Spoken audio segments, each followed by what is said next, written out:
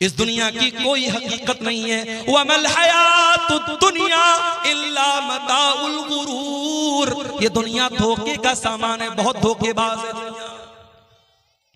इंसान गुनाह करता है, उसे लज्जत मिलती है, उसे मजा आता है। मोबाइल पर गंदा वीडियो देखा, मजा आया। किसी लड़की को छेड़ दिया, मजा आया। शराब के 2-4 पैग लगा लिए, मजा आया। जिना कर लिया, मजा आया। मगर 10 मिनट के बाद, 1 घंटे के बाद, 1 दिन के बाद गुनाह का ये खुमार उतरेगा, तब एहसास होगा मैंने क्या कर दिया, मैंने क्या कर दिया, मैंने किसको नाराज कर दिया, मैंने ये क्या कर दिया। एहसास होगा मेरे भाई। अगर दिल में ईमान है, गुनाह के बाद एक न एक बार एहसास होगा। गुनाह के अंदर लज्जत है, गुनाह के अंदर मजा है, मगर गुनाह इंसान को बर्बाद कर देता है। इस दुनिया के चक्कर में पड़ के तुम गुनाह कर रहे हो, दुनिया की औरतों के चक्कर में पड़ के जवानी बर्बाद कर रहे हो। अरे चक्कर में पड़ना है तो जरा जन्नत की औरतों के चक्कर में पड़ो। अगर तैयारी करना है तो जन्नत की नेमतों के लिए करो। दुनिया की औरतों के साथ, दुनिया की लड़की। अभी मैं पटना गया था, एक सफर था मेरा, हमारे एक दोस्त के साथ में। पटना की मार्केट में मैंने देखा एक नकाबपोश लड़की, बुर्का वाली लड़की, गैर मुस्लिम लड़के के साथ टहल रही। हमारे एक साथी थे बनारस के। मैंने कहा देखो भाई ये क्या हो रहा है। बोले मौलाना कोई हैरत की बात नहीं है। मैंने कहा क्यों? कहा ये टाइम पास है। लड़की को भी पता है कि मैं टाइम पास कर रही हूं, लड़के को भी पता है मैं टाइम पास कर रहा हूं। दोनों सीरियस नहीं है, घूम रहे हैं। ऐसा भी होता है कि लड़की एक लड़के के साथ सुबह घूम रही है, दोपहर में दूसरे लड़के के साथ घूम रही है, शाम को तीसरे लड़के के साथ घूम रही है। ये चल रहा है, टाइम पास हो रहा है। ये औरतें हैं दुनिया की, ये लड़कियां हैं दुनिया की। और जन्नत की औरतें कैसी होंगी? लम यतमिसहुन्ना इंसुन क़ब्लहुम वला जान। जन्नत की औरतें इतनी पाक दामन होंगी, इतनी पाक साफ होंगी, उनको किसी इंसान ने कभी टच न किया होगा, कभी छुआ नहीं होगा। न इंसान ने न जिन्नात ने कभी टच नहीं किया। दुनिया की औरतें, उनके साथ बहुत सारी गंदगी भी लगी हुई है। जाहिर है इंसान की बॉडी है, इंसान पेशाब भी करता है, पाखाना भी करता है, नाक से गंदगी भी निकलती है, बलगम भी निकलता है। औरतों के साथ दुनिया के और भी मसले मसाइल हैं, लेकिन जन्नत की औरतों के साथ कोई मसला मसाइल नहीं। वलहुम फीहा अज़वाजुम मुत्तहरतुन। दुनिया की औरतों के साथ तो बहुत सारे मसाइल और गंदगियां हैं, लेकिन जन्नत की औरतें बिल्कुल पाक और साफ होंगी। अब्दुल्लाह इब्न अब्बास इस आयत की तफसीर में कहते हैं ला यहिज़ना, जन्नत की औरतों को पीरियड नहीं आएगा। वला युहदिसना, उनको पेशाब व पाखाना की हाजत होगी। वला यतनखमना, उनको थूक और बलगम की गंदगी नहीं होगी, पाक और साफ होगी। दुनिया में जो औरत दुपट्टा ओढ़ती है, ओढ़नी ओढ़ती है, पर्दा करती है, समझ जाओ कि वो जन्नती औरत है, इसलिए कि जन्नत की औरत के सर पर भी दुपट्टा होगा। अल्लाह के नबी फरमाते हैं, बुखारी और मुस्लिम की रिवायत है, लवी तलात इल दुनिया, अगर जन्नत की औरत दुनिया में एक मर्तबा झांक दे, एक नजर डाल दे, मलात मा बैनहुमा रिहा, उसकी खुशबू से जमीन व आसमान भर जाए। इतनी बेहतरीन खुशबू जन्नत की औरत सिर्फ एक नजर झांक दे दुनिया में, उसके परफ्यूम से, उसके फ्रेग्रेंस से, उसकी खुशबू से, उसके सेंट से दुनिया भर जाएगी। वला नसीफुहा अला रासिहा खैरुम मिनद दुनिया व मा फीहा। और जन्नत की औरत के सर पर जो दुपट्टा होगा, अल्लाह ने जन्नत की औरत के सूट का जिक्र नहीं किया, उसके गाउन का जिक्र नहीं किया, उसके फ्रॉक का जिक्र नहीं किया। अल्लाह के नबी कह रहे जन्नत की औरत के सर पर जो दुपट्टा होगा, वो दुपट्टा भी दुनिया और दुनिया की तमाम दौलत से बेहतर। आज मैं मंगल बाजार में कुछ मार्केटिंग करने गया, तो हम लोग तो बनारस के लोग हैं ना, बनारस में कपड़ा बनता है, तो हम लोग कपड़े को हाथ लगा के समझ जाते हैं कपड़ा की क्वालिटी। जो बनारस के अंसारी लोग हैं, जिनको जुलाहा कहते हैं, तो वो कपड़े का कारोबार ही करते, तो उनको मालूम है कि कपड़े की क्वालिटी क्या है। एक मर्तबा अल्लाह के नबी के पास रेशम का कपड़ा है। रेशम का कपड़ा उस जमाने में भी बड़ा कीमती माना जाता था, आज भी बहुत कीमती माना जाता है। बनारस में आप जाएंगे साड़ी की मार्केट में, 500 रुपए की साड़ी भी है, 50,000 रुपए की भी साड़ी। 50,000 की साड़ी में क्या स्पेशल है? उसमें प्योर रेशम है, प्योर सिल्क है, और उसमें ओरिजिनल सोने की जरी है, तो उसकी कीमत 50,000 रुपया भी है। बड़ी बड़ी बॉलीवुड की जो हीरोइन होती है, उनका जो लहंगा होता है, जो साड़ी होती है, बनारस से तैयार होती है। तो अल्लाह के रसूल सल्लल्लाहु अलैहि वसल्लम के पास रेशम का कोई कपड़ा आया। अब सहाबे किराम अरब के रहने वाले थे, रेशम वहां नहीं बनता था, रेशम का कपड़ा नहीं मिलता था, मोटे मोटे कपड़े मक्के में पहने जाते थे, टाट वगैरह टाइप के कपड़े, जूट वगैरह के कपड़े पहने जाते थे। तो जब ये रेशम का कपड़ा आया तो सहाबा उसको छू करके कहने लगे कि कितना सॉफ्ट है, कितना मुलायम है, कितना नर्म है। सहाबे किराम को बड़ी हैरत हुई। अल्लाह के प्यारे नबी ने फरमाया अताजबूना मिन हाजा, ऐ मेरे सहाबा तुम्हें इस पर बड़ा ताज्जुब हो रहा है, बड़ा आश्चर्य हो रहा है, बड़ी हैरत हो रही है। लमनातिलु साद इब्न मुआज फिल जन्नत खैरुम मिन हाजा, ऐ मेरे सहाबा जन्नत में हजरत साद बिन मुआज को जो हैंड करचप मिलेगा, जो रुमाल मिलेगा, जो दस्ती मिलेगी, जो मिंदील मिलेगा, ऐ मेरे सहाबा ये दुनिया के रेशम का कपड़ा फेल है उस जन्नत के रुमाल के सामने। इतना सॉफ्ट होगा हजरत साद बिन मुआज का रुमाल। जब जन्नत का रुमाल इतना सॉफ्ट होगा तो जन्नत का कपड़ा कितना प्यारा होगा। अल्लाह ने जब जन्नत के कपड़े का जिक्र किया तो फरमाया सियाबन खुजरम मिन सुंदुसिन व इस्तबरक, जन्नतियों के बदन पर रेशम का कपड़ा होगा और रेशम भी दो टाइप का होगा, एक रेशम सुंदुस होगा और एक रेशम इस्तबरक होगा। सुंदुस बोलते हैं जो बारीक रेशम होता है और इस्तबरक जो थोड़ा थोड़ा मोटा रेशम होता है। मेरी एक बच्ची का नाम सुंदुस, एक बच्ची का नाम इस्तबरक है। ये कुरान की इन्हीं आयतों की रोशनी में मैंने रखा है। सुंदुस के माने भी रेशम होता है, इस्तबरक के माने भी रेशम। तो जन्नतियों का कपड़ा इतना आलीशान। तुम दुनिया के कपड़े पर मर रही हो मेरी बहनों, तुम अपनी अलमारी पे कपड़े निहार रही हो, अपने वार्डरोब में कपड़े निहार रही हो और अपने मेकअप आइटम को देख रही हो, अपनी ज्वेलरी बॉक्स को देख रही हो। आओ जरा जन्नत की ज्वेलरी तैयार करो, जरा जन्नत के कपड़े तैयार करो, जरा जन्नत के लिए अपने आप को तैयार करो। दुनिया की जिंदगी की क्या हकीकत है मेरे भाई। आगाह अपनी मौत से कोई बशर नहीं, आगाह अपनी मौत से कोई बशर नहीं, सामान 100 बरस का है पल की खबर नहीं। कितनी औरतों को मैंने देखा बड़े कपड़े इकट्ठा करती थी, बड़ी ज्वेलरी इकट्ठा करती थी, मर गई। आज उनके कपड़े उनकी बेटियां लेके जा रही हैं, उनकी बहुएं लेके जा रही हैं, उनकी पड़ोस की औरतें लेके जा रही हैं, उनके रिश्तेदार की औरतें लेके जा रही हैं। आप नहीं जानते कपड़ा आपका है कल कौन पहनेगा, मकान आपका है कल कौन रहेगा, नेमतें आपकी हैं, दौलत आपकी है, कल कौन फायदा उठाएगा। आगाह अपनी मौत से कोई बशर नहीं, सामान 100 बरस का है पल की खबर नहीं। एक बहुत बड़े बादशाह गुजरे, उनका नाम था हारून रशीद। हारून रशीद एक मुसलमान बादशाह थे, खलीफा थे। उनके दौर में बहुत अल्लाह के नेक बंदे थे, उनका नाम था इब्ने सम्माक। हारून रशीद एक मर्तबा इब्ने सम्माक से मिलने के लिए गए। ऐ इब्ने सम्माक, आप बहुत बड़े आलिम दीन हैं, मैं आपके पास आया हूं, आपसे मसला मसाइल नहीं पूछना है, मैं आपसे बस ये पूछना चाहता हूं कि कुछ नसीहत कर दीजिए, कोई पैगाम मुझे दे दीजिए, कोई मैसेज दे दीजिए, कोई संदेश दे दीजिए, कोई नसीहत दे दीजिए। इब्ने सम्माक ने कहा अमीरुल मोमिनीन, सपोज कर लीजिए, तसव्वुर कर लीजिए कि आप एक सहरा में जा रहे हैं, एक रेगिस्तान में जा रहे हैं, खाना खत्म हो गया, पानी खत्म हो गया, आपको बड़ी जोर की प्यास लग गई और दूर दूर तक पानी नहीं मिल रहा है।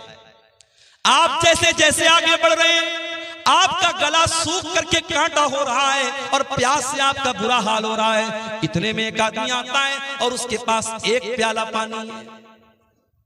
उसने कहा ऐ खलीफा, मैं आपको एक प्याला पानी देने को तैयार हूं, शर्त यह है कि आप अपनी आधी बादशाहत मुझे दे दें। तो ऐ बादशाह सलामत, ऐ अमीरुल मोमिनीन, क्या आप अपनी बादशाहत को बचाएंगे या उसको बादशाहत देकर के पानी ले लेंगे? हारून रशीद ने थोड़ी देर सोचा, कहा कि ऐ इब्ने सम्माक, मैं बादशाहत दे दूंगा, पानी ले लूंगा, क्योंकि जान बचाना जरूरी है, मेरी जान जा रही है प्यास के मारे, मैं आधी बादशाहत दे दूंगा और पानी ले लूंगा। इब्ने सम्माक ने कहा बादशाह सलामत, अब सपोज कर लो वो पानी आपने पी लिया, अब वो पानी आपकी बॉडी में जाकर के अटक गया, अब आपको जोर की पेशाब लग गई, लेकिन पेशाब के रास्ते से पेशाब नहीं निकल पा रहा है, आप बेहाल हो गए, आपको अपनी जिंदगी खतरे में नजर आने लगी, आप पेशाब के रुक जाने से आप परेशान हैं। इतने में एक दूसरा आदमी आता है और वो कहता है, ऐ अमीरुल मोमिनीन, आपको मैं ऐसी दवा दे दूंगा कि आपका पेशाब निकल आएगा, आप रिलैक्स फील करेंगे, आपका दर्द खत्म हो जाएगा। शर्त यह कि आप अपनी बाकी आधी बादशाहत मुझे दे दें। तो ऐ बादशाह सलामत, क्या आप अपनी जान बचाएंगे या उसको अपनी बादशाहत दे देंगे? हारून रशीद ने कहा कि मैं अपनी आधी बादशाहत दे दूंगा और उससे वो दवा ले लूंगा ताकि मेरा पेशाब हो जाए, मेरी तकलीफ दूर हो जाए, मेरी जान बच जाए। इब्ने सम्माक ने कहा, बस ऐ हारून रशीद, फंजुर या अमीर अल मोमिनीन इला मुल्की का हाज़त तवील वल अरीज़। ऐ बादशाह सलामत, इतनी लंबी चौड़ी आपकी बादशाहत है, ला तुसावी शरबतन व बौलतन, इतनी बड़ी बादशाहत की क्या हैसियत है कि पेशाब के चंद कतरे और पानी के चंद कतरों की वैल्यू आपकी सारी हुकूमत के बराबर है। ऐ बादशाह सलामत, कभी इस हुकूमत पर नाज न करना, कभी गुरूर न करना, अगर वक्त पड़ गया तो पानी के चंद कतरों के बराबर आपकी बादशाहत है और पेशाब के चंद कतरों के बराबर आपकी बादशाहत है। मेरे भाइयों, ये है दुनिया की हकीकत। दुनिया के पीछे मत मरो मेरे भाइयों। हर जुमा के दिन आप सुनते हैं इमाम साहब सूरह आला की तिलावत करते हैं, बल तुसिरूनल हयातद दुनिया वल आखिरतु खैरुम व अबका। मेरे बंदो, तुम दुनिया की जिंदगी को तरजीह देते हो, तुम दुनिया की जिंदगी को ऊपर रखते हो, जबकि आखिरत की जिंदगी ज्यादा बेहतर और ज्यादा बाकी रहने वाली है। तुम्हें तो आखिरत की तैयारी करना चाहिए। अब सवाल पैदा होता है कि क्या हम दुनिया में ना रहे, दुनिया कहा कदा न करें, बीवी कहा कदा न करें, बच्चों कहा कदा न करें? नहीं, ये इस्लाम की तालीम नहीं है।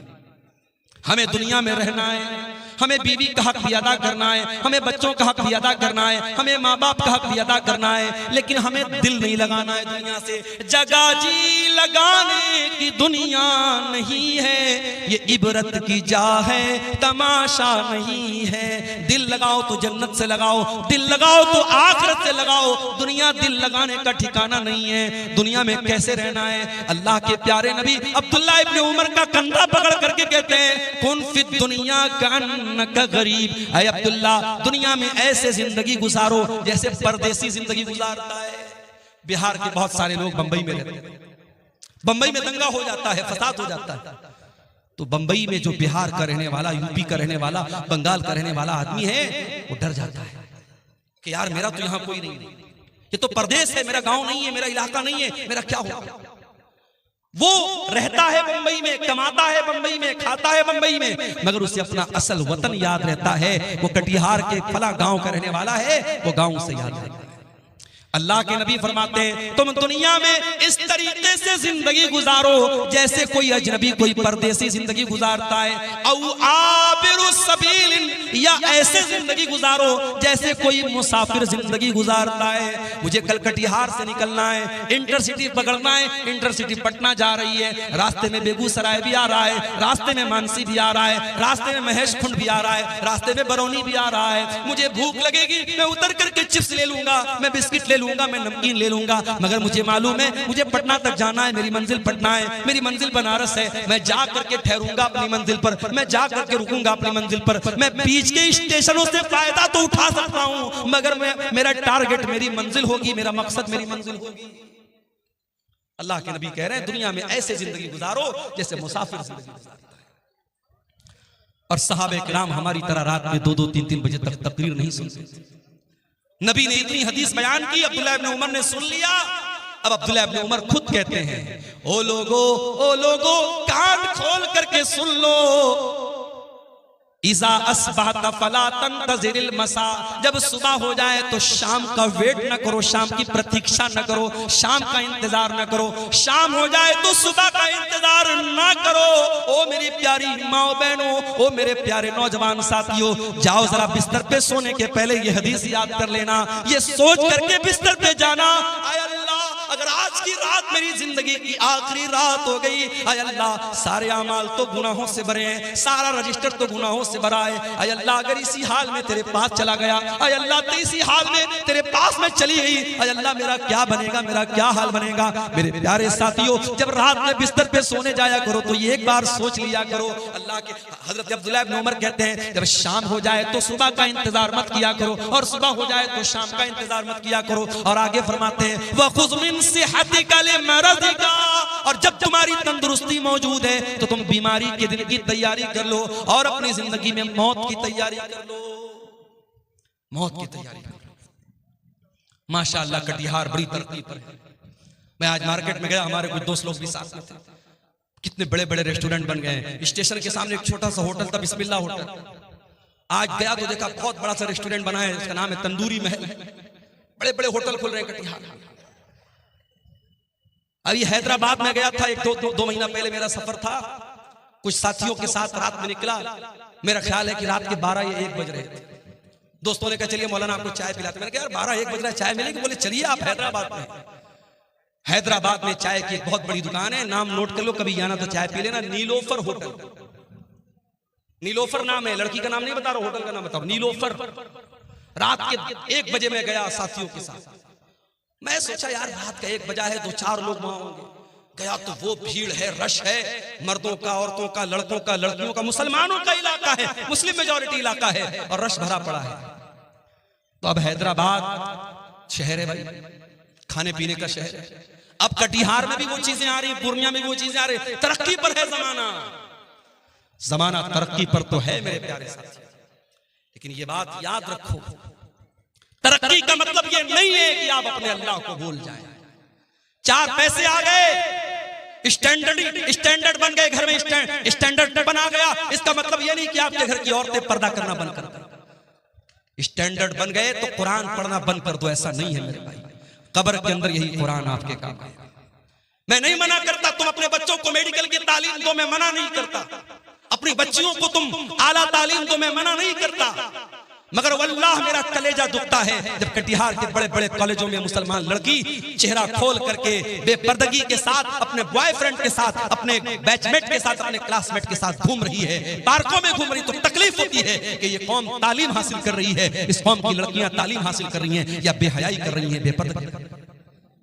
हालात ये है, लड़की 8-9 साल की होती है, लड़का 10-12 साल का होता है। अभी लड़का बहुत छोटा है, लड़की बहुत छोटी है। अभी दुनिया की बहुत सारी बातें उनको मालूम भी नहीं है, मगर यूट्यूब ने उनको सिखा दिया है, फेसबुक ने उनको सिखा दिया है, इंस्टाग्राम ने उनको सिखा दिया है। 9-9 साल की लड़कियों के भी बॉयफ्रेंड मौजूद हैं, 10-12 साल के लड़कों की गर्लफ्रेंड मौजूद है। मैं इसी समाज की और इसी मुआशरे की हकीकत आपको बता रहा हूं। वल्लाह मेरे प्यारे नौजवान साथियों, मेरी बहनों, दुनिया की ये तालीम आप हासिल कीजिए, मगर अकबर इलाहाबादी का वो शेर मैं आपको सुनाता हूं। तुम शौक से कॉलेज में पढ़ो, चरख पे झूलो, जायज है गुब्बारों में उड़ो, चरख पे झूलो, बस एक सुखन बंद है आजिज कर है याद, अल्लाह को और अपनी हकीकत को। आप कितने बड़े कॉलेज में भी पढ़ लीजिए, लेकिन आपको ये नहीं भूलना है कि आप मुसलमान हैं। अल्लाह की कसम, कर्नाटक की वो लड़की जो नकाब में स्कूल जा रही थी, कॉलेज जा रही थी, और दंगाइयों ने और फसादियों ने उसको देख करके नारा लगाया था, और उस लड़की ने जिसका नाम मुस्कान था, उसने नारे तकबीर की सदा बुलंद की थी, अल्लाह अकबर कहा था। सारी दुनिया के मुसलमानों ने उस लड़की पर फख्र किया था। और आज भी बड़े बड़े कॉलेजों में जो लड़की नकाब में रहती है, अपनी हया से समझौता नहीं करती, अपने पर्दे से समझौता नहीं करती, वो प्राइम मिनिस्टर से भी डिग्री लेने जाती है तो नकाब में जाती है। ऐसी लड़कियों पर हमें फख्र है मेरे भाइयों, ऐसी बहनों पर हमें फख्र है। तालीम हासिल करो, मगर कुरान की भी तालीम हासिल करो। ये मदरसे, ये छोटे छोटे मदरसे आज सीमांचल में तरस रहे हैं। इनका इंफ्रास्ट्रक्चर देख लो। मैं कितने मदरसों में जाके देखा मैंने कि टीन का शेड लगा हुआ है और कच्ची जमीन है, बच्चे बेचारे उस पे पढ़ रहे। किशनगंज में एक मदरसे में मैं गया, बेहतरीन तालीम हो रही है, अच्छी पढ़ाई हो रही है, मगर इंफ्रास्ट्रक्चर नहीं है। ये बड़े बड़े नेता आते हैं हमारे यहाँ, इन मिनिस्टरों से, इन नेताओं से, इन एमपीज और एमएलए से कहो कि इन मदरसों को भी थोड़ा ध्यान दें। आज कितने मदरसे मेरे भाइयों, न उनके पास इंफ्रास्ट्रक्चर है, न उनके पास टीचरों को देने के ढंग की सैलरी है। बेचारे साल में एक जलसा करते हैं और जलसे में भी जो लोग आते हैं तकरीर सुनते हैं, कितने लाख रुपए का जलसे पे खर्च हो जाता है और आखिर में जो बचत होती है मदरसे वालों को बहुत थोड़ी सी बचत होती है। ये तकलीफ की बात है मेरे भाइयों, ये दर्द की बात है। इन मदरसों में पढ़ने वाले, कुरान पढ़ने वाले बच्चों को हकीर समझते हैं। वल्लाही इन्हें हकीर मत समझो। तुम डॉक्टर बन जाओ, तुम इंजीनियर बन जाओ, तुम आईएएस ऑफिसर बन जाओ, मुबारक हो तुम्हें। ये कुरान पढ़ने वाले, ये दुबले पतले बच्चे, ये पतली दाल पीने वाले बच्चे, ये बगैर छिला हुआ आलू खाने वाले बच्चे, ये जागीर का खाना अपनी इज्जत और खुददारी को कुचल कर घरों से ले जाके टिफिन लेकर खाना लाने वाले ये बच्चे, इन्हें हकीर मत समझो मेरे भाइयों। अल्लाह के नबी फरमाते हैं, खैरुकुम मन तअल्लमल कुरान व अल्लमहु, तुम में सबसे बेहतरीन इंसान वो है जो कुरान को सीखता है और कुरान को सिखाता है। कब्र में यही कुरान आपके काम आएगा। कब्र में मुनकर नकीर आएंगे, पूछेंगे मन रब्बु का, तेरा रब कौन है? तू कहेगा मैं इंटर पढ़ के आया हूँ, मैं ग्रेजुएशन करके आया हूँ, मैंने बीसीए किया, मैंने एमसीए किया, मैंने नीट निकाला, मैंने फला एग्जाम पास किया। फरिश्ता पूछेगा मन नबियों का, तेरे नबी कौन है? माँ दीनों का, तेरा दीन क्या है? अगर आपने दुनिया की सारी तालीम हासिल की है, अगर आपने रब का कुरान नहीं पढ़ा है, अगर आपने मोहम्मद रसूलुल्लाह की हदीसों को नहीं पढ़ा है, कुरान और सुन्नत को नहीं पढ़ा है, आप मुनकर नकीर के सवाल का जवाब नहीं दे पाएंगे। उस सवाल का जवाब अगर चाहिए तो कुरान पढ़ना पड़ेगा, हदीसों को पढ़ना पड़ेगा। मेरे भाइयों, आज का दौर तो बहुत अच्छा दौर है। आज ऑनलाइन भी आप दीन की तालीम हासिल कर सकते हैं। अपनी बहनों से कहना चाहूंगा जो कॉलेज में पढ़ती हैं, जो यूनिवर्सिटी में पढ़ती हैं, ऐ मेरी प्यारी बहनों, आज ऐसे कोर्स भी हो रहे हैं, ऑनलाइन कोर्स हो रहा है। लॉकडाउन में खुद मैंने कई कोर्स चलाए ऑनलाइन और मुझे बड़े फख्र के साथ आज मैं दुबई तक मेरे स्टूडेंट मौजूद है। मेरे पास मैसेज आता है, मौलाना साहब मैं आपका स्टूडेंट हूँ। लड़कियों का, मेरी मुसलमान बहनों का भी कभी कभी फोन आता है। बड़ी खुशी होती है कि जब वो कहती है कि मैंने आपसे ऑनलाइन कोर्स तालीम हासिल की थी। आज मदरसे की चार दीवारी के अंदर बैठ करके दीन की तालीम अगर देना पॉसिबल है तो ऑनलाइन भी आप तालीम हासिल कर सकते हैं और तालीम दे सकते हैं। मेरे प्यारे साथियों, दुनिया का जितना इल्म हासिल करना है कर लो, मगर कब्र में जो काम आने वाला इल्म है वो आखिरत का इल्म है, वो कुरान और सुन्नत का इल्म है। और अल्लाह ताला कुरान में कहता है यालमून ज़ाहिरम मिनल हयातिद दुनिया, मेरे बहुत सारे बंदे ऐसे हैं जिनके पास दुनिया की तो बहुत नॉलेज है लेकिन आखिरत के मामले में गाफिल हैं। कहीं ऐसा ना हो मेरे भाइयों, दुनिया की डिग्रियां तो हमारे पास हो, दुनिया का इल्म तो हमारे पास हो, मगर आखिरत के मामले में हम जीरो हो, आखिरत की हमें कोई नॉलेज ना हो। इमाम हसन बसरी कहते हैं कि कुछ लोग इतने माहिर होते हैं, इतने काबिल होते हैं कि अपने उंगली के नाखून पे रख के बता देते हैं कि दीनार का वजन कितना है। इतने माहिर होते हैं, अपने दुनिया के मामले में इतने काबिल होते हैं, लेकिन 2 रकात नमाज पढ़ने का तरीका उनको। इसी कटिहार में मुझे याद है, नमाज पढ़ने के लिए बैठा, पीछे से एक आदमी आता है, उसको किसी ने बताया कि अब्दुल गफ्फार साहब नमाज पढ़ रहे हैं, जाओ उनके साथ पढ़ लो। नमाज खत्म हो चुकी थी, मैं बाद में आया था, मैं अपनी अलग नमाज पढ़ रहा था। अब वो आदमी आया तो उसको ये भी पता नहीं कि दाएं खड़ा होना है कि बाएं, ये भी नहीं मालूम। कितने इलाकों में जाता हूं, मैं मुसाफिर हूं, जोहर की नमाज का टाइम है, मस्जिद के इमाम साहब ने कहा मौलाना साहब आप नमाज पढ़ा दीजिए। मैं कहता हूं भाई मैं मुसाफिर हूं, रहने दीजिए। नहीं मौलाना आप आए, आप पढ़ा दीजिए। मैं ऐलान भी कर देता हूं कि मैं मुसाफिर हूं, मैं 2 रकात पढ़ूंगा, आप लोग पूरी कर लीजिएगा। उसके बावजूद बहुत सारे लोग सलाम फेर देते हैं और फिर ताकने लगते हैं और फिर उनको समझ में आता है बाकी लोग 2 रकात पढ़, तो वो भी जल्दी जल्दी उठ के पढ़ने लगते हैं। मालूमात नहीं है मेरे भाई, जबकि हर जलसे में जा रहे हैं, हर तकरीर सुन रहे हैं, इतनी तकरीरें सीमांचल में हो रही हैं, मगर दीन की जो तालीम है मेरे भाइयों, जो कुरान का दर्स है, जो नमाज का तरीका है, जो अकीदे की मोटी मोटी बातें हैं, वो आज मैं गांव गांव जाता हूं तो मैं देखता हूं वो चीजें भी हमें नहीं मालूम। हम बड़े फख्र के साथ पूरे इंडिया में हम बयान करते हैं कि ये शेरशाबादी ये कौम है, जो सीमांचल के अंदर ये कौम है और 90% ये कौम अहले हदीस कौम है, मगर आज शेरशाबादियों में भी तावीज पहना जा रहा है। आज शेरशाबादियों में भी बाज बस्तियों में कब्र परस्ती शुरू हो गई है, तावीज और गंडा शुरू हो गया है, हराम किस्म की झाड़ फूक शुरू हो चुकी है। क्यों? क्योंकि अकीदा मजबूत नहीं है, तौहीद मजबूत नहीं है, दीन का इल्म नहीं है। मेरे प्यारे साथियों, दीन का इल्म हासिल करो, दीन का इल्म ही आपको कयामत के दिन भी काम आएगा और कब्र में भी काम आएगा। मैं मना नहीं करता, आप दुनिया की तरक्की हासिल कीजिए, दुनिया को कामयाब बनाइए, मगर कुरान हमें जो दुआ सिखाता है, रब्बना आतिना फिद दुनिया हसना व फिल आखिरती हसनतन व क़िना अज़ाबन्नार। आय अल्लाह तू दुनिया की भी भलाई हमको अता फरमा दे और आखिरत की भलाई भी हमको अता फरमा दे और जहन्नम की आग से हमको बचा ले। दुनिया में आप तरक्की करें, इस्लाम को कोई एतराज नहीं है, मगर दुनिया की 50 साल की जिंदगी में आप तरक्की कर ले, पैसा कमा ले, नाम कमा ले, इससे इंपॉर्टेंट बात यह है, इससे अहम बात यह है कि जो परमानेंट लाइफ है, जो फॉरएवर है, जो हमेशा रहने वाली जिंदगी है, मेरे भाइयों उस जिंदगी के लिए आपने क्या तैयारी की है, उस पर आप मेहनत कीजिए। अल्लाह के नबी सल्लल्लाहु अलैहि वसल्लम एक दुआ किया करते थे, बड़ी प्यारी दुआ है, मैं आपको बता रहा हूं, अगर आपको याद करना है दुआ की एक पतली सी किताब आती है, नाम नोट कर लीजिए, हिस्नुल मुस्लिम। ये किताब आपको कहीं भी मिल जाएगी, अगर मोबाइल आपके पास मौजूद है उसके प्ले स्टोर में जाके आप टाइप कीजिए हिस्नुल मुस्लिम, तो ये किताब वहां पर भी आपको मिल जाएगी। अल्लाह के नबी बड़ी प्यारी दुआ करते थे, अल्लाहुम्मा अस्लिह ली दीनी अल्लज़ी हुवा इस्मतु अमरी व अस्लिह ली आखिरती अल्लती व अस्लिह ली दुनियाया अल्लती फीहा माआशी। ऐ अल्लाह मेरे दीन को सही कर दे, मेरे दीन की इस्लाह कर दे, क्योंकि दीन ही मेरे मामले की बुनियाद है। और अल्लाह मेरी दुनिया को भी तू अच्छा कर दे, क्योंकि मुझे जिंदगी दुनिया में गुजारना है। वो अस्लिह ली आखिरती अल्लती इलैहा माआदी। और अल्लाह मेरी आखिरत को भी तू दुरुस्त कर दे, क्योंकि मरने के बाद मुझे लौट करके आखिरत की तरफ जाना है। वजअलिल हयात ज़ियादतन ली फी कुल्लि खैर। और अल्लाह मेरी जिंदगी को ऐसा बना दे कि जिंदगी में हर आने वाला दिन पीछे वाले दिन से बेहतर हो, हर दिन कोई नया नेकी का काम करूं, कोई अच्छा काम करूं। इसी कटिहार के इलाके के लोगों ने मुझे बताया कि पर हेड वो 10-10 रुपया कलेक्शन कर रहे हैं। 10 रुपये की आज के जमाने में कोई वैल्यू नहीं, लोग पान खा जाते हैं 10 रुपये का। परिवार में अगर 5 लोग हैं, 6 लोग हैं, 10-10 रुपया वो सबसे कलेक्शन कर रहे हैं पूरे गांव से।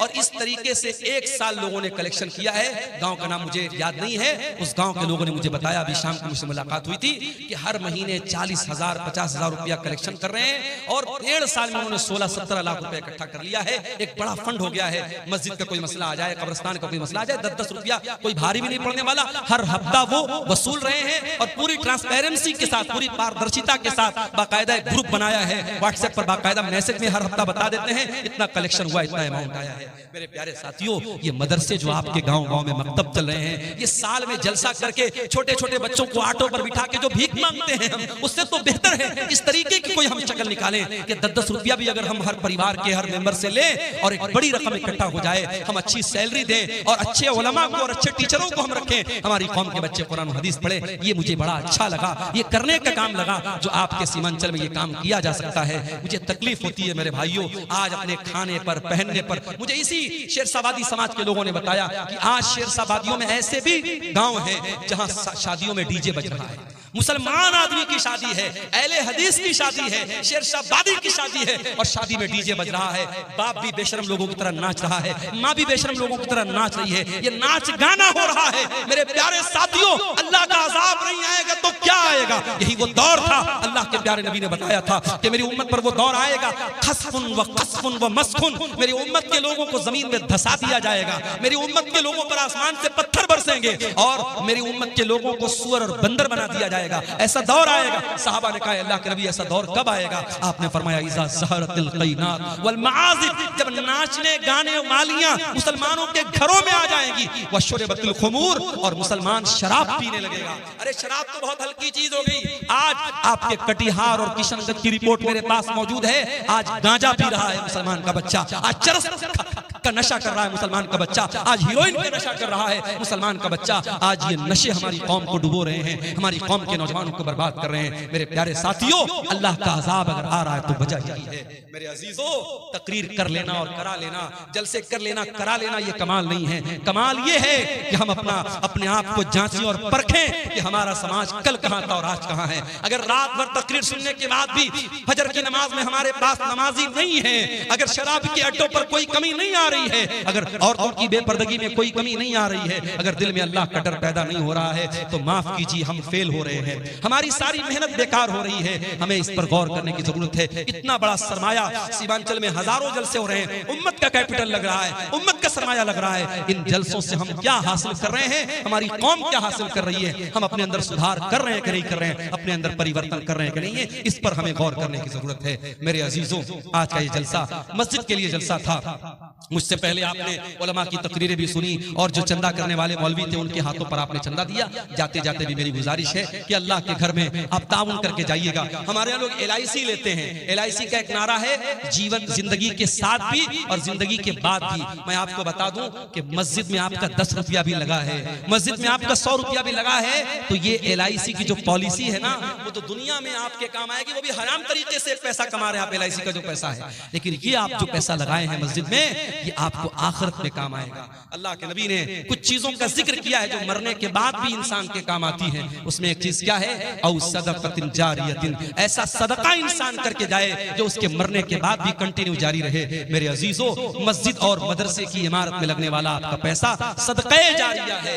आज हम लोग बड़े खुश होते हैं, साहब मौलाना मुफ्ती रहमान साहब के जरिए मस्जिद बन रही है, फला मौलाना साहब के जरिए मस्जिद बनी। कभी आपने गौर किया ये जितने मशारी का काम करने वाले उलमा हैं ये अपना पैसा तो नहीं लगा रहे हैं। ये अरब के कुछ लोग हैं, अल्लाह के नेक बंदे, कोई अपनी माँ के नाम से मस्जिद बनवा रहा है, कोई अपने बाप के नाम से ट्यूबवेल लगवा रहा है, कोई अपने भाई के नाम से मदरसा बनवा रहा है। जो जज्बा अरब के लोगों में पैदा हुआ और हिंदुस्तान और बिहार, बंगाल और नेपाल में उनके पैसे से मस्जिद बन रही है, तो वो जज्बा क्या हमारे अंदर पैदा नहीं हो सकता? मेरे प्यारे साथियों, वो जज्बा यकीनन पैदा हो सकता है। वो जज्बा पैदा करो, हम अपने लिए जो बनाएंगे वो यही रह जाएगा। जो दुनिया के लिए, उम्मत के लिए छोड़ के जाएंगे वो इंशाअल्लाह आखिरत में हमारे काम आएगा। इसलिए जिनको अल्लाह ने नवाजा है वो इस तरीके के नेकी कामों में बढ़ चढ़ के हिस्सा लें। दुनिया की हकीकत के मौजू पर ये चंद बातें